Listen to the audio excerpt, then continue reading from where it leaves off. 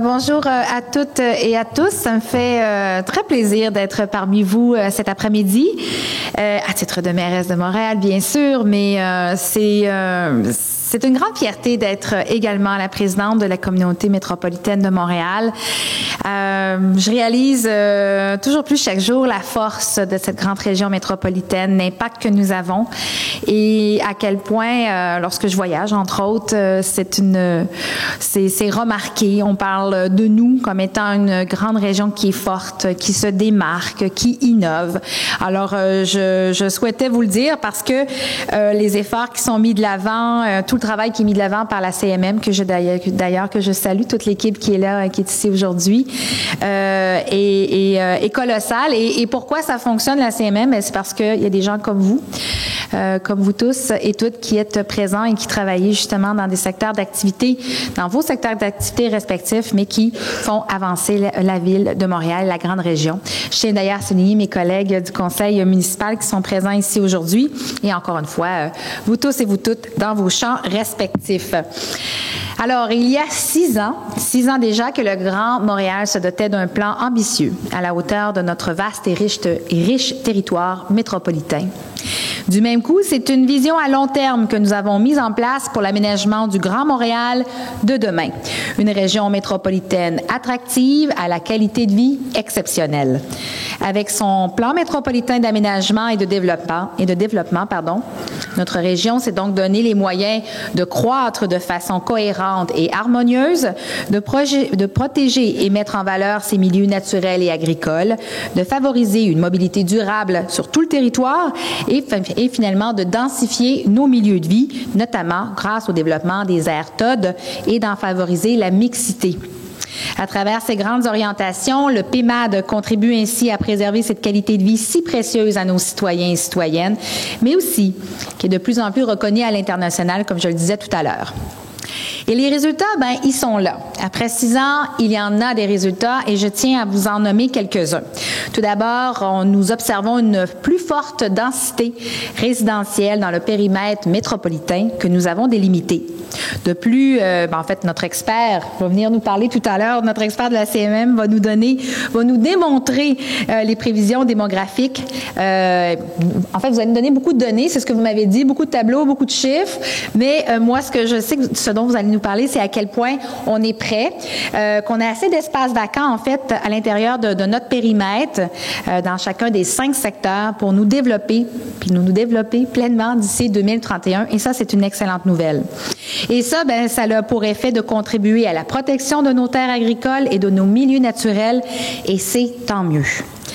Un autre élément, un autre résultat très probant, c'est la part de nouveaux logements construits dans les aires TOD qui est toujours à la hausse.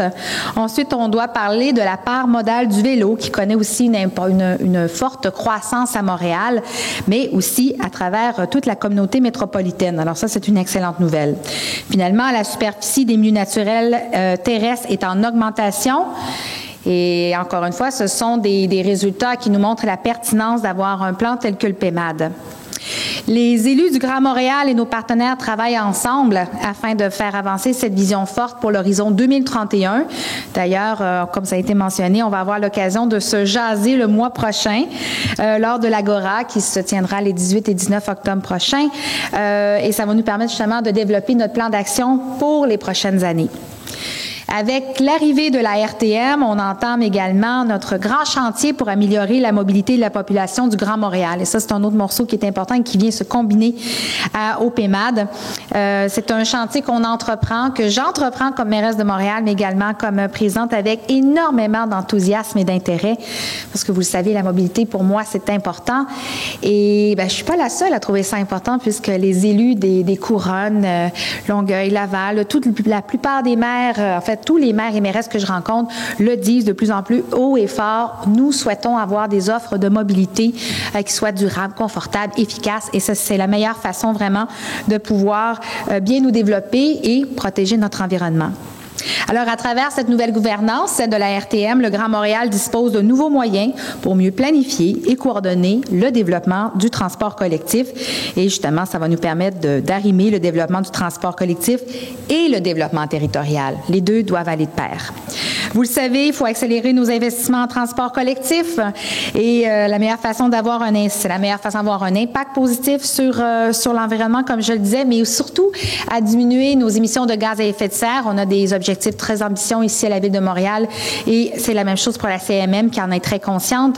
Alors, il faut aller de l'avant. Mais j'aime toujours rappeler à quel point, quand on pense à créer du développement, pas du développement, du transport durable, oui, c'est bon pour l'environnement, mais c'est également excellent pour l'économie. Alors, il faut le rappeler et le dire et le redire sur toutes les tribunes.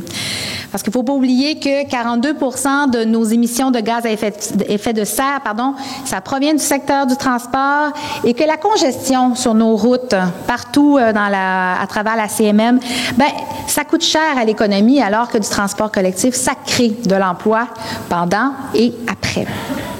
Alors, on a maintenant un plan court terme pour mettre en œuvre rapidement des solutions pour hausser l'utilisation du transport collectif et actif dans le Grand Montréal et de relier nos milieux de vie. Il y a plusieurs grands projets qui vont animer la région au cours des prochaines années pour une meilleure mobilité. Je pense entre autres, bien sûr, juste sur l'île de Montréal au réseau express métropolitain, le REM, mais en fait qui sort de Montréal, qui va permettre de connecter la rive sud également au centre-ville de Montréal. Les 300 autobus hybrides que nous avons commandés en début de mandat, avec l'aide, bien sûr, de concert avec la STM, et les trains Azur qui s'en viennent et qui vont profiter, non bien sûr aux Montréalais et Montréalaises, mais à toute la CMM, parce que les Azur, il y a plus de monde qui rentre dedans. Alors, ça veut dire plus de rapidité pour pouvoir se déplacer à travers les différentes villes de la CMM. Finalement, je voulais aussi mentionner la voie réservée qui est en cours de construction sur l'autoroute 30, qui est vraiment importante, ainsi que les voies réservées qui sont prévues sur le pont Champlain. Donc, il faut penser à la mobilité de façon globale. Et c'est exactement pour ça que la RTM est au rendez-vous et travaille afin qu'on ait un plan cohérent à travers toute la région métropolitaine. En environnement, on continue de déployer la trame verte et bleue en appuyant des projets qui profitent tant aux citoyens qu'à la protection des milieux naturels. Et croyez-moi, les idées de projets ne manquent pas et les besoins, ils sont très grands. Je vous donne quelques exemples. On n'a qu'à penser à la plage de Verdun, à la plage de l'Est, le sentier cyclable et pédestre entre Oka et le Mont-Saint-Hilaire, les corridors forestiers, les projets sur le parc de la rivière des Mille-Îles et sur la digue de la voie maritime. Ce n'est que quelques-uns de ces projets. Ce sont autant d'initiatives d'acquisition et de mise en valeur des milieux naturels et riverains qui redonnent l'accès aux citoyens tout en les préservant.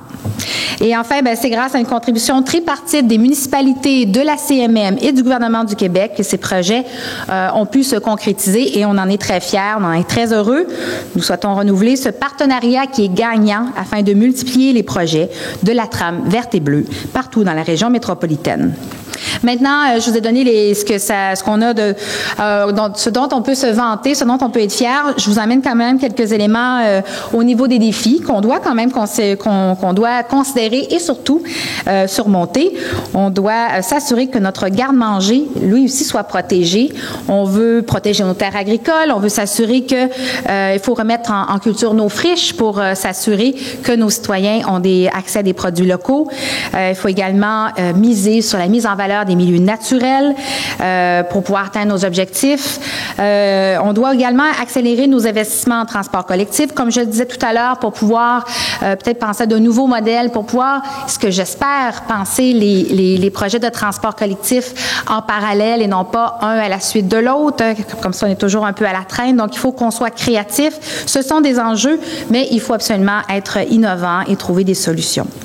Alors, comme vous le constatez, nous sommes déjà à l'œuvre pour trouver des solutions à ces défis. Ce travail, on le mène à chaque jour, nécessairement en collaboration avec vous tous. Bon, je disais les élus, les partenaires, les organisations et bien sûr les citoyens du Grand Montréal. L'Agora métropolitaine, je le disais, ça va être un moment très important de revoir notre plan et de réfléchir à l'avenir, à savoir quel sera ce futur plan d'action 2019-2023, qui est vraiment un pas de plus vers l'atteinte de nos objectifs. Et au final, moi, ce que je souhaite, c'est qu'on soit toujours plus agile pour toucher à ces domaines d'action qui sont fondamentales, qui dessinent notre ville, mais également qui dessinent notre grande région métropolitaine.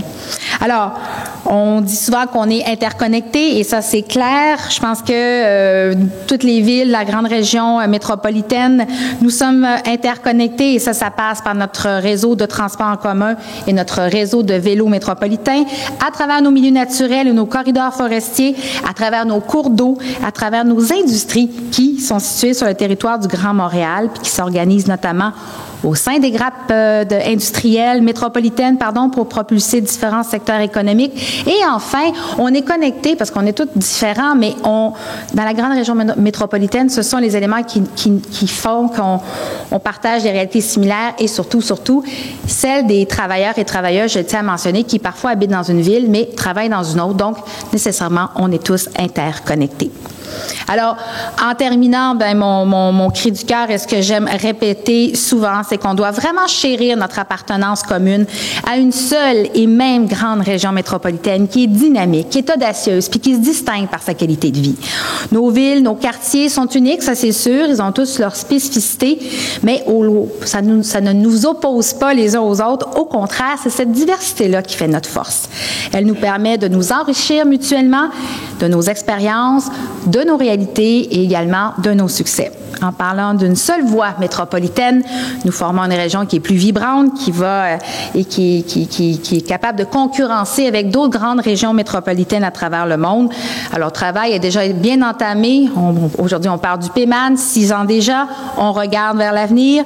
Alors, les résultats sont là et on va continuer d'avancer d'un pas décidé. On va continuer à tracer, déterminer, à atteindre nos objectifs. Merci beaucoup.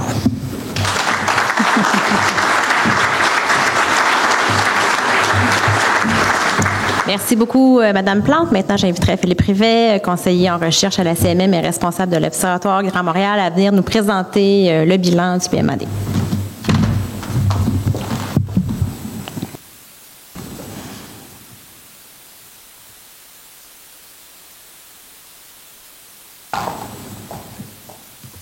Alors, bonjour tout le monde. Comment se porte le Grand Montréal à la lumière des objectifs que se sont fixés les 82 municipalités de la CMM au travers son PMAD, entré en vigueur il y a maintenant 6 ans? C'est la question qui est au centre de la présentation d'aujourd'hui, qui traitera des principaux faits saillants du rapport de suivi du PMAD 2012-2018, lancé aujourd'hui par la CMM.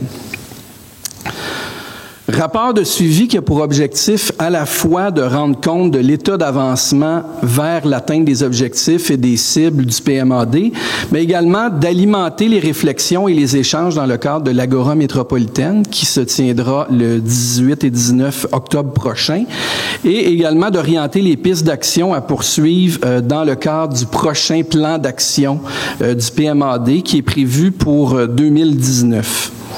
Donc, le suivi dans le cadre de ce rapport est axé sur l'état d'avancement vers l'atteinte des objectifs et des cibles du PMAD, mais également, dans un premier temps, sur l'état d'avancement de la mise en concordance par les MRC et les municipalités du Grand Montréal de leur outil d'aménagement et d'urbanisme afin qu'ils reflètent les objectifs et les critères du PMAD. Alors, en ce qui concerne les travaux sur la concordance, on constate qu'à ce jour, 13 des 14 MRC et agglomérations de la région ont complété leur concordance en ayant rendu leur schéma d'aménagement conforme au PMAD. Donc, ce niveau de concordance est pratiquement terminé avec la MRC de Deux-Montagnes qui travaille actuellement à la modification de son schéma d'aménagement.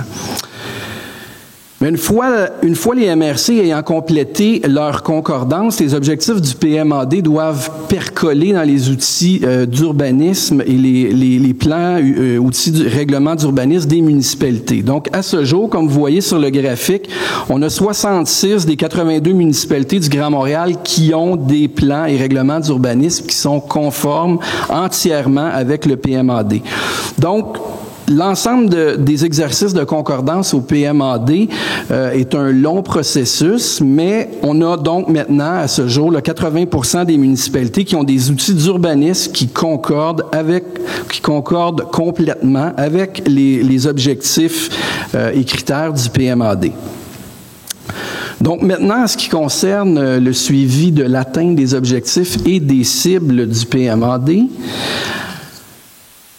le PMAD vise notamment à favoriser la densification résidentielle pour optimiser l'espace disponible au développement à l'intérieur d'un périmètre métropolitain, un périmètre d'urbanisation métropolitain qui a été identifié dans le PMAD. Ce que démontrent les données, c'est que la densification résidentielle est actuellement en cours dans la région métropolitaine, où la part des maisons des maisons individuelles est la part des mises en chantier des maisons industrielles est en forte baisse depuis le début des années 2000. Comme vous voyez sur le graphique, au début des années 2000, il y avait environ un logement sur deux, 50%, qui était construit dans la région, qui étaient des maisons individuelles. En 2017, les dernières données qui ont été diffusées par la SCHL au niveau annuel, cette proportion baissait à sous les 10%. Puis comme vous voyez dans le graphique, la proportion de logements en appartement est en forte augmentation. Au début des années 2000, on avait 41% des logements qui étaient des appartements, que ce soit du locatif ou de la copropriété. Puis on est rendu à au-delà de 80% de ce qui se construit dans la région, qui est du logement locatif en appartement ou de la copropriété. Et cette densification résidentielle-là s'observe pas uniquement dans les quartiers centraux ou même, on pourrait penser, dans l'agglomération de Montréal, mais c'est une densification qui se fait partout sur le territoire, dans les cinq grands secteurs de la CMM, les deux couronnes, couronne nord, couronne sud, l'agglomération de Longueuil, l'agglomération de Montréal et Laval. Donc, vous voyez dans le graphique ici, c'est la proportion des maisons individuelles depuis le début des années 2000 dans l'ensemble des mises en chantier. Donc, dans tous les secteurs, il y a une forte diminution. Au début des années 2000, on était dans les couronnes, il y avait trois quarts des logements qui se construisaient qui étaient des maisons individuelles. On est rendu aujourd'hui à autour de 20% dans les couronnes. Et inversement, ici, ce que vous avez, c'est la proportion des logements à plus forte densité, les appartements ou des maisons ou des logements aussi à moyenne densité, que sont les jumelés ou les maisons en rangée. Donc, une forte augmentation. Encore là, vous avez les 5 secteurs. C'est en croissance partout. Donc, ce qu'on observe finalement, on observe donc une densification résidentielle du périmètre d'urbanisation métropolitain qui permet d'optimiser l'espace disponible au développement sans empiéter sur la zone agricole. Zone agricole du Grand Montréal qui représente quoi? Qui représente 58% de la superficie terrestre du Grand Montréal, qui représente 4% de la zone agricole québécoise, mais qui représente 14% du PIB agricole québécois. Et le périmètre d'urbanisation métropolitain défini dans le PMAD permet de répondre à la croissance projetée des ménages au-delà de 2031, qui est l'horizon de planification du PMAD.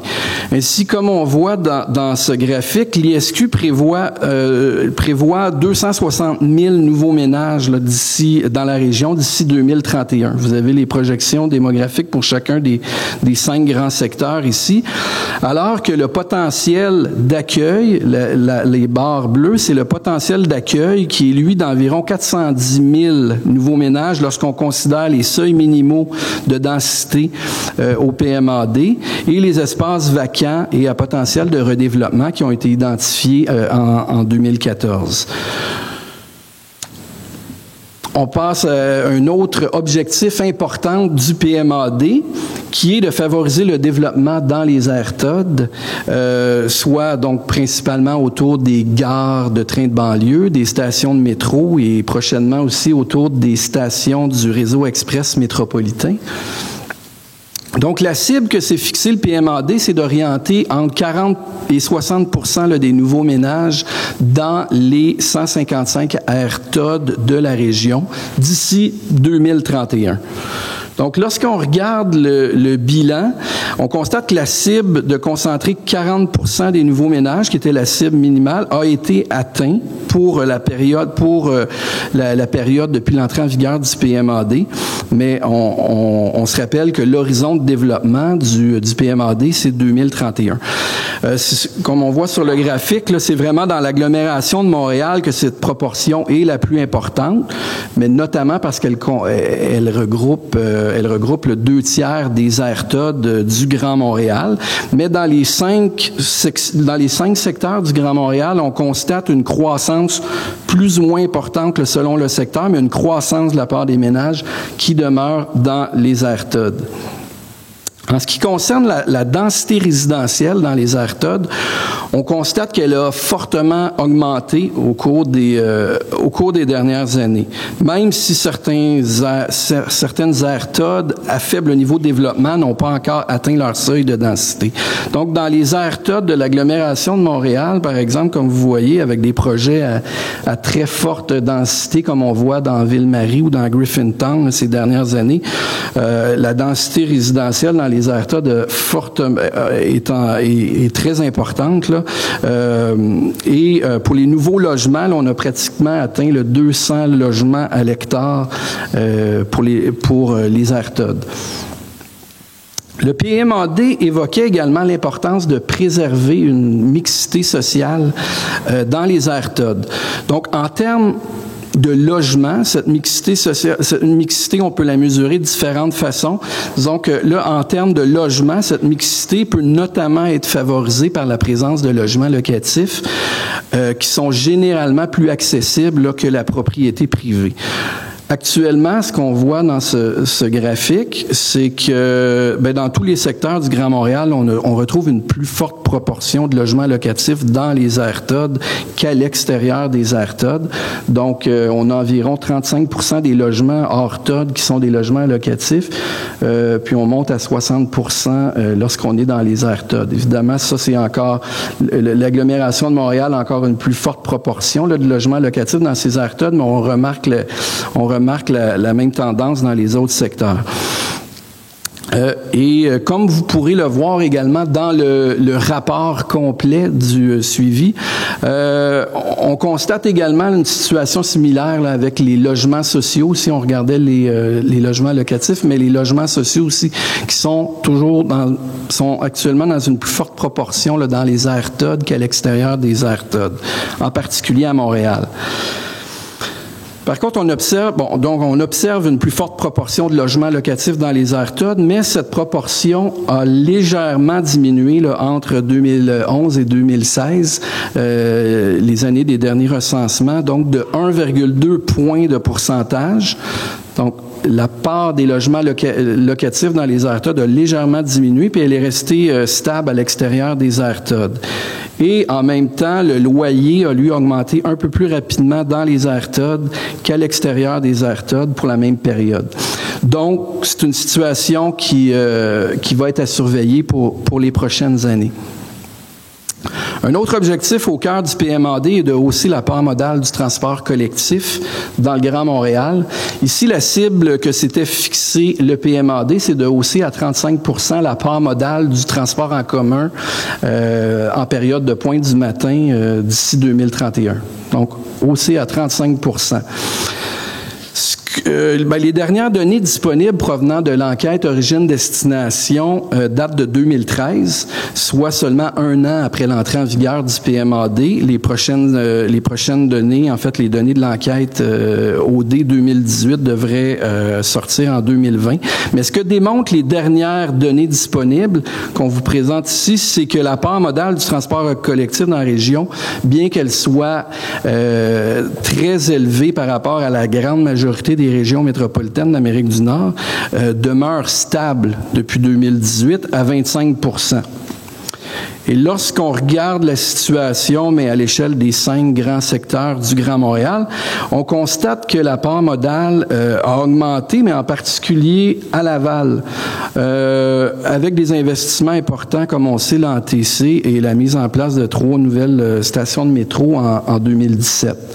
Par contre, dans les autres secteurs, Couronne-Nord, il y a une légère augmentation, mais disons que la part modale entre 2008 et 2013 a stagné, voire est en stabilité, disons, dans les autres secteurs. Laval Investissement, il y a eu effectivement une augmentation de la part modale du transport en commun. En même temps que la part modale du TC demeure stable à l'échelle du Grand Montréal, les coûts de la congestion ont, eux, fortement augmenté au cours des dernières années. Selon les dernières estimations de la firme ADEC, qui réalise des estimations des coûts de la congestion depuis les années 90, notamment en partenariat avec le MTQ, selon leur dernière estimation, les coûts de la congestion dans la région pourraient se chiffrer à 4,2 milliards en 2018. Donc, on constate des défis importants là, en termes de mobilité, de transport dans la région. Mais il est important de souligner qu'il y a de nombreux projets TC structurants qui sont toutefois là, en cours de planification ou de réalisation dans la région. Projets qui devraient avoir un impact positif là, sur les cibles que se sont données, que s'est donné le PMAD au cours des prochaines années. On a mis quelques projets, il y en a d'autres. Madame la mairesse en a évoqué d'autres tantôt. Donc, il y a plusieurs projets sur la table en termes de transport collectif pour les prochaines années qui sont encourageantes et puis qui devraient avoir un impact positif pour atteindre les objectifs que se sont donnés là, les 82 municipalités au travers le PMAD. Un autre des objectifs importants du PMAD, c'est de favoriser la mobilité active sur le territoire de la CMM. Donc, c'est à ce niveau-là, la CMM s'est fixée en termes de vélo, c'est fixé une cible d'OC à 3,8% de la part modale du vélo d'ici 2031. Alors, au cours des dernières années, ce qu'on constate, c'est qu'il y a une augmentation de la part modale du vélo dans la région pour s'établir à 2,1% pour les déplacements domicile-travail. Mais toutefois, cette augmentation de l'utilisation du vélo est très concentrée, en fait, là, dans l'agglomération de Montréal, comme vous voyez, les résultats qui sont répartis par grands secteurs. Donc, très forte augmentation à Montréal, notamment avec l'implantation des Bixi en 2009. Mais entre 2011 et 2016, donc, la part modale vélo a aussi augmenté à Longueuil, mais est restée stable à Laval et a même diminué en Couronne. Donc, afin de stimuler l'utilisation du vélo sur tout le territoire, la CMM a adopté à la fin 2017 le plan directeur du réseau vélo métropolitain qui viendra créer différentes connexions cyclables sur le territoire métropolitain. Donc, c'est un réseau prévu de 1741 km. En fait, il y a 32% de ce réseau-là qui a été identifié, qui est déjà aménagé par les municipalités. Donc, il reste à connecter différents réseaux municipaux. Et on a un premier axe du réseau qui a été inauguré en 2017, soit le sentier cyclable entre Oka et Mont-Saint-Hilaire. Un autre objectif au cœur du PMAD, c'est de favoriser la protection et la mise en valeur des milieux naturels. Donc, à ce niveau-là, en termes de protection, le PMAD a fixé une cible de protéger 17% du territoire du Grand Montréal d'ici 2031. Globalement, depuis 2012, la part de la superficie totale protégée demeure stable à 10%. Toutefois, cette stabilité cache une baisse des superficies d'aires protégées aquatiques au registre du gouvernement du Québec. Donc, il y a eu une diminution en termes aquatiques des aires protégées qui sont reconnues par le gouvernement du Québec, mais une hausse quand même assez importante là, depuis l'entrée en vigueur du PMAD là, de 900 hectares en milieu près de 900 hectares là, en milieu terrestre. Bon, on vous donne un petit exemple là, pour ceux qui auraient de la difficulté à concevoir ce 900 hectares, là, ça représente environ 1700 terrains de football américain. Ça peut vous aider. Donc, ici, Bon, également, il y a 309 hectares qui ont été protégés dans le cadre de projets d'acquisition financés en partie par la CMM et ses partenaires pour la mise en place de la trame verte et bleue qui était annoncée dans le PMAD. Et ces projets d'acquisition sont réalisés dans tous les secteurs du Grand Montréal. On a mis ici quelques exemples, le boisé du Tremblay à Longueuil et Boucherville, la forêt du Grand Coteau à Lorraine sur la Couronne Nord, corridor écoforestier Rivière-à-l'Orme à Montréal, boisé Sainte-Dorothée à Laval, corridor forestier du Mont-Saint-Hilaire sur la Couronne Sud. Donc, ce n'est que quelques exemples de projets qui ont été financés en partie par la CMM, des projets de protection.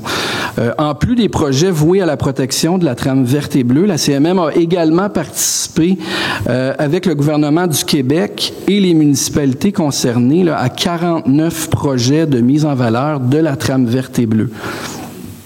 49 projets de mise en valeur, dont 5 projets de plages et de zones de baignade, dont le parc plage au parc Saint-Laurent, plage de Verdun, plage de l'Est, vague éternelle, bains portuaires qui sont en planification. Donc, c'est des projets pour la plupart réalisés. Il y en a d'autres qui sont en cours de planification. On a également 26 projets de parcs riverains et 18 autres projets de 18 autres projets de mise en valeur de la trame verte et bleue.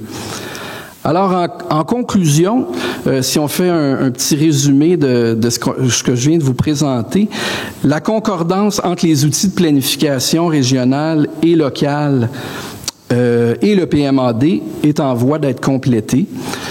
Le développement résidentiel actuel dans le Grand Montréal est caractérisé par une densification du périmètre métropolitain d'urbanisation qui a été délimité dans le PMAD et qui est une densification dans ce périmètre-là qui permet de concentrer la croissance dans le périmètre et non pas, et d'éviter en fait des empiètements sur la zone agricole.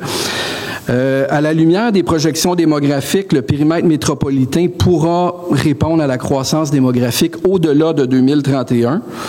L'objectif de concentrer 40% des nouveaux ménages dans les ATA d'ici 2031 est pour le moment atteint, mais on avait quand même une cible qui était de entre 40 et 60%, donc on a atteint le 40%, il y a encore du travail à faire. En matière de mobilité, on constate une stabilité de la part modale du transport collectif, une augmentation des coûts de la congestion, mais comme vous avez vu, plusieurs projets importants, dont le REM, le prolongement du métro, favoriseront l'atteinte de l'objectif de 35% de la part modale TC pour 2031.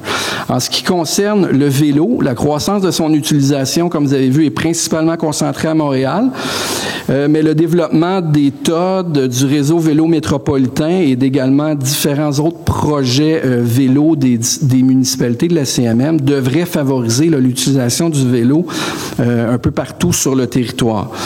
Enfin, en ce qui concerne la protection des milieux naturels, près de 900 hectares terrestres ont été protégés depuis l'entrée en vigueur du PMAD et près de 50 projets de mise en valeur de la trame verte et bleue ont été financés par la CMM et ses partenaires, le gouvernement du Québec et les municipalités concernées par les projets. Donc, voilà, ça fait le tour des principaux faits saillants de notre rapport de suivi du PMAD qui permettront d'alimenter, comme on a dit, la réflexion pour l'Agora métropolitaine qui va avoir lieu au mois d'octobre, le 18-19 octobre prochain, et également qui met la table pour le prochain plan d'action du PMAD prévu pour 2019. Donc, je vous invite, en terminant, à consulter le rapport sur le site de la CMM. Merci beaucoup.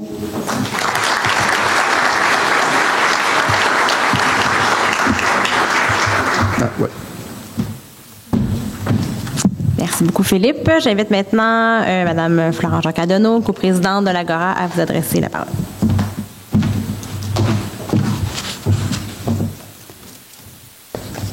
Il y a du monde. Madame la Présidente et mairesse de Montréal, Mesdames et Messieurs, les résultats que nous venons de voir 6 années de travail, ça vaut la peine. Ce sont des résultats encourageants. Évidemment, il y a un certain nombre de problématiques qui restent à travailler, mais ça met bien la table pour la prochaine Agora métropolitaine, comme ça a été annoncé, qui va se tenir le 18 et 19 octobre prochain. Parce que une des caractéristiques du PMAD, qui est assez unique dans les régions métropolitaines, c'est qu'en plus de définir les orientations, les objectifs, les critères d'aménagement du territoire, ça convie tous les 2 ans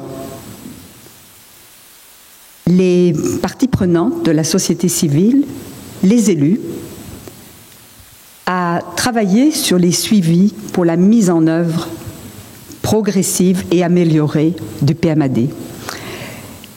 Pour la petite histoire, parce que moi je suis là depuis tous les débuts et puis même avant les débuts, je rappelle que l'Agora métropolitaine a d'abord été une des recommandations de la Commission d'aménagement de la communauté métropolitaine de Montréal, suite à la consultation publique qui avait amené et abouti à l'adoption du premier projet de PMAD.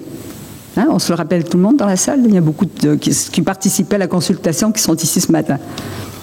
Constatant l'importance de la participation des groupes et citoyens à la consultation publique, la Commission de l'aménagement avait recommandé, en même temps que l'adoption du PMAD, qu'il y ait donc un mécanisme de suivi tous les 2 ans. Donc, c'est quoi l'Agora? Pour ceux qui ne le savent pas, ben vous le savez à peu près tous. L'Agora, c'est un grand rendez-vous élu citoyen tous les 2 ans, mais c'est surtout un excellent exercice démocratique qui permet de prolonger la mobilisation extraordinaire de 2010, qui a été à l'origine de l'adoption du premier PMAD en 2011, et qui a tissé des liens forts entre les partenaires de la société civile et les élus des 82 municipalités. L'Agora donne quoi? Ça donne l'occasion de débattre entre élus, citoyens, organismes de la société civile du Grand Montréal, afin de bonifier le PMAD pour qu'il réponde aux attentes de tous et toutes. Les 82 villes de la CMM, les citoyens qui partagent une histoire et une destinée commune. Je dois vous dire, parce que c'est souvent cité dans les conférences internationales, que l'expérience de Montréal, le PMAD, avec l'Agora, la participation citoyenne, représente dans le monde actuellement un exemple en termes de planification qui est cité comme avant-gardiste pour l'aménagement des territoires, incluant une façon innovatrice d'impliquer les citoyens. Parce qu'il ne faut pas se faire d'illusions. Toutes les régions métropolitaines qui ne l'ont pas déjà sont en train de se doter de plans d'aménagement qui couvrent les mêmes fonctions que celles qui sont couvertes par le PMAD, parce qu'on ne peut pas y échapper. C'est comme ça maintenant que sont configurées les agglomérations métropolitaines. Alors les échanges, le 18 et 19 octobre, ça va être la 3e édition de l'Agora métropolitaine, après celle de 2013 et celle de 2015.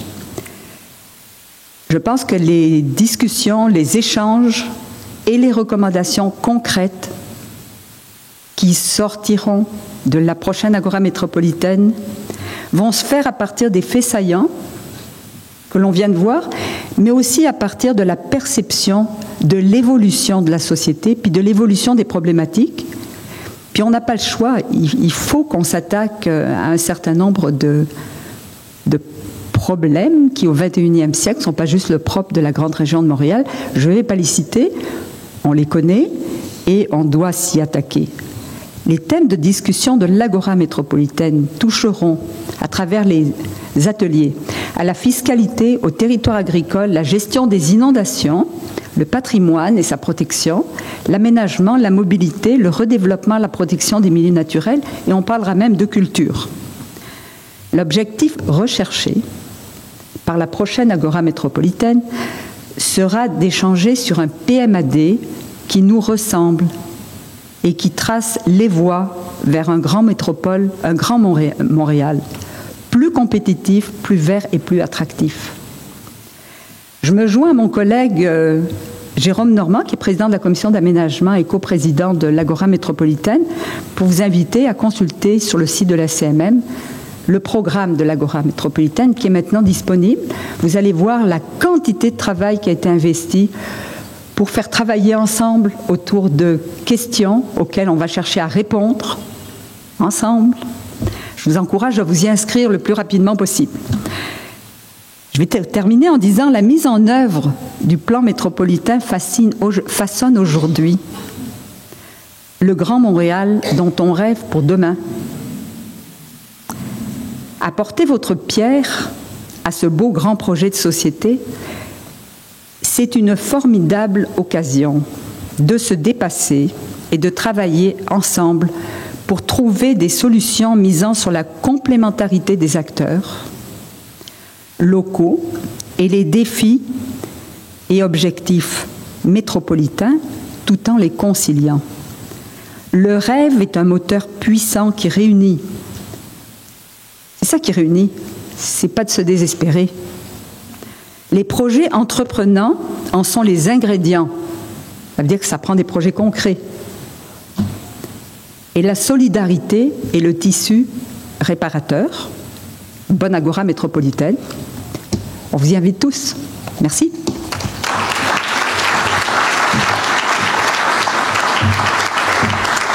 Merci beaucoup. J'inviterai maintenant le deuxième coprésident, M. Jérôme Normand, à prendre la parole. Merci beaucoup. Bonjour.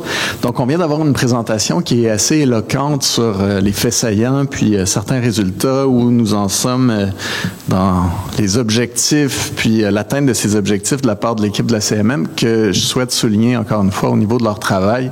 Moi, en commission, je découvre plein de choses comme nouvel élu aussi depuis bientôt 1 an. Puis les employés, les fonctionnaires de la CMM sont dotés d'une expertise, mais aussi d'un dynamisme qui est vraiment fascinant, puis il faut le souligner. L'exposé a également permis, je pense, d'apporter une grande valeur pédagogique parce qu'on va se le dire, on n'ouvre pas nécessairement notre PEMAD à chaque 2 jours pour le scruter. Puis je pense que c'est intéressant de revoir quelles sont les zones qui sont couvertes, parler du périmètre, puis parler des objectifs puis des critères qui sont assez finalement clairs et précis. Vous l'aurez constaté comme moi, le bilan est somme toute plutôt positif. Et donc, il y a des progrès qui ont été faits vraiment dans l'atteinte des objectifs, même s'il y a encore un peu de travail à faire pour réaliser toutes nos avancées. Bref, on peut être globalement satisfait, mais je pense que du même souffle, il faut se dire qu'on peut faire plus dans le prochain plan d'action. Dans quelques semaines, donc, vous l'aurez compris, je pense, à la suite des différents intervenants, se tiendra l'Agora métropolitaine, les 18-19 octobre. Et on va pouvoir donc justement parler des progrès réalisés, mais vraiment plancher sur l'avenir puis les suites à donner au PEMAD. Et on va le faire, Mme Juncker-Annenault en a parlé, dans un contexte qui est vraiment unique puis qui est vraiment exemplaire en termes de participation citoyenne.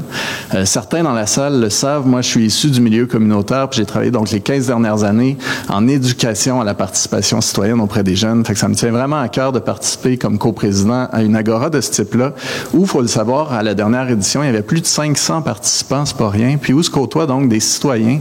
Le coût d'entrée est vraiment minime, 50 $ pour les citoyens lambda, donc pour 2 jours d'un congrès de cette valeur-là, c'est ultra accessible. Puis on retrouve donc des organisations de la société civile, des élus, des délégués de municipalités, des citoyens qui réfléchissent ensemble. C'est vraiment un forum exemplaire. Et l'Agora est aussi là pour se le rappeler, puis je pense qu'il faut le dire aujourd'hui, que le PEMAD est là pour rester.